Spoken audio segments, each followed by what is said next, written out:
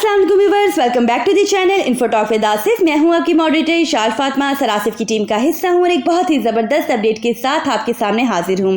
तो बाइनेंस ने दोबारा से अपने लॉन्च पूल प्रोजेक्ट की अनाउंसमेंट कर दी है, जिसमें किस तरह से पार्टिसिपेट करना है वो मैं आज आपको लाइव समझाऊंगी। देखिए, लॉन्च पूल ऐसा प्लेटफॉर्म होता है जिसमें आपके पास जो टोकन होते हैं इन्हें स्टेक करना होता है और इस तरह से मुफ्त में नए टोकन कमाने का मौका मिलता है।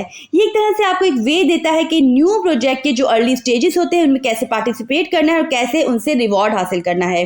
तो बाइनेंस ने अपने 49th लॉन्च पूल प्रोजेक्ट की अनाउंसमेंट कर दी है। इससे पहले कंटिन्यूअसली जितने भी प्रोजेक्ट आते रहे हैं उन्हें टाइमली हम कवर करते रहे हैं, ताकि अगर आप चाहें तो टाइमली उसमें पार्टिसिपेट कर पाएं और उनके रिजल्ट्स और उनके रिटर्न्स भी आपके सामने हैं। तो इस टोकन के बारे में बाइनेंस ने एक वार्निंग भी इशू की है कि बाइनेंस इस टोकन को सबसे पहले लिस्ट करने जा रहा है, जिसकी ट्रेडिंग 18 मार्च 2024 से स्टार्ट होगी।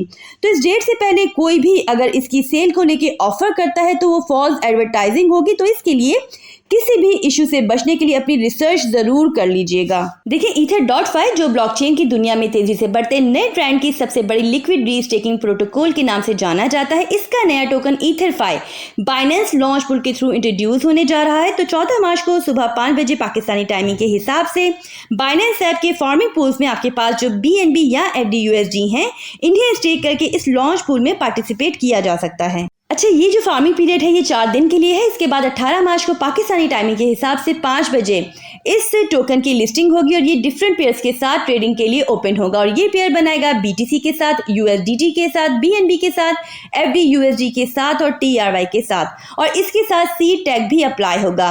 देखिए, सीड टैग उन टोकन्स या कॉइन्स के साथ अप्लाई होता है जो दूसरे टोकन्स या कॉइन्स के मुकाबले में ज्यादा रिस्की और ज्यादा वॉलेटाइल होते हैं और मोस्टली नए प्रोजेक्ट्स के साथ ये अप्लाई होता है। इसके बाद विद द टाइम बिंग जब ये प्रोजेक्ट खुद को प्रूव करता है तो ये टैग जो है हटा दिया जाता है।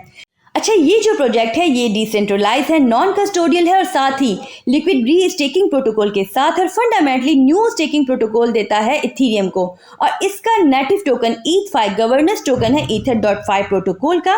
देखिए, लिक्विड स्टेकिंग जो होती है वो ट्रेडिशनल स्टेकिंग से डिफरेंट होती है। लिक्विड स्टेकिंग में टोकन होल्डर अलाउड होते हैं कि वो स्टेक जो एसेट्स हैं उनसे यूटिलिटी हासिल कर पाएं और अपने स्टेक एसेट को दूसरी एक्टिविटीज के लिए भी यूज कर पाएं, जबकि जो ट्रेडिशनल स्टेकिंग होती है इसमें जब एक बार टोकन स्टेक कर दिए जाते हैं तो वो यूज नहीं किए जा सकते, ना ही ट्रेड किए जा सकते हैं जब तक कि स्टेकिंग पीरियड एंड ना हो जाए। इस टोकन की मैक्सिमम टोकन सप्लाई है 1 बिलियन की। यहाँ पर जो टोटल रिवॉर्ड रखा गया है इस लॉन्च पूल के लिए वो है 2% ऑफ मैक्सिमम टोकन सप्लाई, जो कि बन जाता है 20 मिलियन। इनिशियल सर्कुलेटिंग सप्लाई रखी गई है 11.52% of maximum token supply. Smart contracts में इथेरियम का नाम आ जाता है। अच्छा, सबसे ज़रूरी बात यह है कि अगर आपने इसमें पार्टिसिपेट करना है तो आपका जो बाइनेंस अकाउंट है वो KYC वेरीफाइड हो। अगर तो वो KYC वेरीफाइड नहीं होगा तो आप इस लॉन्च पूल प्रोजेक्ट में पार्टिसिपेट नहीं कर पाओगे।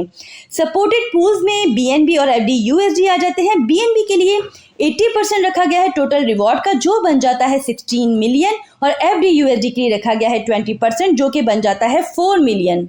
अच्छा, वो मेरे बिगनर्स बहन भाई जो नहीं जानते कि बाइनेंस का अकाउंट कैसे बनाना है, कैसे उसे KYC वेरीफाई करना है और कैसे उसमें डिपॉजिट करना है, डिटेल वीडियो इस चैनल पर मौजूद है, चाहे तो जाके चेक कर सकते हैं।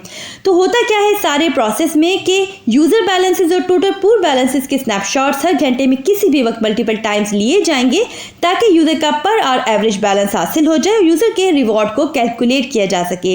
इस तरह से यूजर के रिवॉर्ड को हर घंटे अपडेट किया जाता है, तो यूजर अपने रिवॉर्ड को अकोमुलेट कर सकेंगे और क्लेम कर सकेंगे किसी भी टाइम डायरेक्टली अपने स्पॉट अकाउंट्स के जरिए।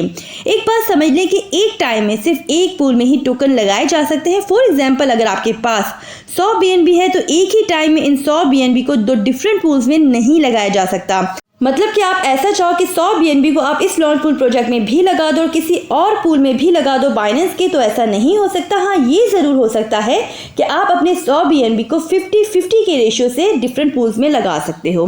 इस लॉन्च पूल की स्पेशल बात यह है कि यूज़र किसी भी वक्त बगैर किसी डिले के अपने फंड्स को अनस्टेक कर सकता है और चाहे तो फ़ौरन ही किसी दूसरे अवेलेबल पूल में भी यहाँ पर पार्टिसिपेट कर सकता है। हर पूल में लगाए गए टोकन्स या कोई भी अनक्लेम रिवॉर्ड ऑटोमेटिकली हर यूजर के स्पॉट अकाउंट्स में जैसे ही फार्मिंग पीरियड का एंड होगा तो ट्रांसफर हो जाएंगे।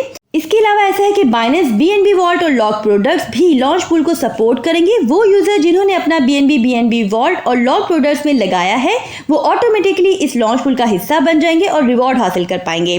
अब नीचे वो तमाम कंट्रीज भी मेंशन है जो इस लॉन्च पूल में पार्टिसिपेट नहीं कर पाएंगी। साथ ही ये भी मेंशन है कि लोकल रूल्स एंड रेगुलेशन के अकॉर्डिंग ये लिस्ट जो है वो अपडेट भी हो सकती है। तो किस तरह से आपने इसमें पार्टिसिपेट करना है वो भी मैं आपको बता देती हूँ। तो इसके लिए आप बाइनेंस के होम पेज पर आ जाएं। यहाँ पर कॉर्नर में जो आपको येलो आइकन नज़र आ रहा है इस पर आप क्लिक कर दें। उसके बाद आप मोर सर्विसेज को क्लिक कर दें। उसके बाद स्क्रीन को स्क्रॉल डाउन करें।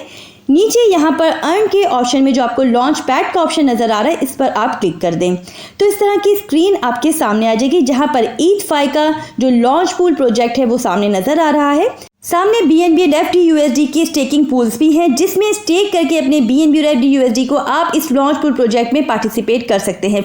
तो ये है सारा तरीका इस लॉन्च पूल प्रोजेक्ट में पार्टिसिपेट करने का। एक बात मैं आपको समझा दूं कि BNB में जो पार्टिसिपेशन होगी उसमें रिवॉर्ड के चांसेस ज़्यादा होंगे क्योंकि उसमें रिवॉर्ड की एलोकेशन ज़्यादा है। इसी तरह FDUSD में यही जो चांसेस हैं वो कम हो जाएंगे।